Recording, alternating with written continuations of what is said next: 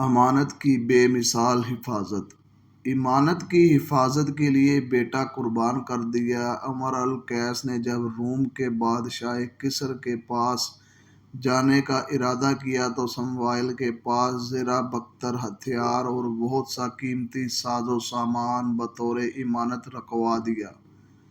پھر جب امرا والقیس کا انتقال ہو گیا تو روم کی ایک چھوٹی سی سرحدی ریاست کنندہ کے بادشاہ نے قاصد بھیج کر سموائل کے پاس بطور امانت رکھے ہوئے زرہ بختر اور ہتھیار طلب کیے تو سموائل نے جواب دیا، میں یہ سب سامان انہیں دوں گا جو اس کے اصل مستحق ہیں، اور بادشاہ کو کچھ بھی دینے سے انکار کر دیا۔ قاصد دوبارہ پھر وہی پیغام لے کر سموائل کے پاس آیا، مگر اس نے پھر انکار کر دیا اور بولا، میں بدعہدی نہیں کرتا اور نہ ہی امانت میں خیانت کرتا ہوں، میں اپنی وفاداری ہر حال میں نبھاتا ہوں۔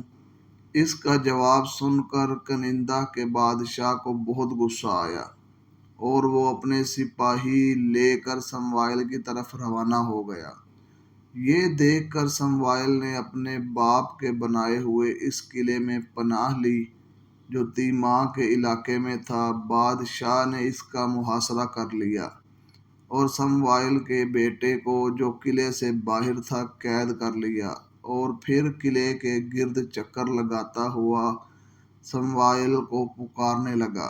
اس کی آواز سن کر سموائل قلعہ کی چھت پر نمودار ہوا۔ بادشاہ نے جیسے ہی اسے دیکھا کہنے لگا، میں نے تمہارے بیٹے کو قید کر لیا ہے اور اب وہ میرے قبضہ میں ہے۔ اگر تم زرہ بختر اور اسلحہ میرے حوالے کر دو تو میں یہاں سے چلا جاؤں گا، ورنہ تمہاری آنکھوں کے سامنے تمہارے بیٹے کو ذبح کر دوں گا اور تم دیکھتے رہ جاؤ گے۔ اب فیصلہ تمہارے ہاتھ میں ہے۔ سموائل نے جواب دیا، میں ان میں سے نہیں جو عہد شکنی کر کے وفاداری سے منہ موڑ لیتے ہیں۔ تم جو چاہو کرو، میں کسی کی امانت تمہیں نہیں دوں گا۔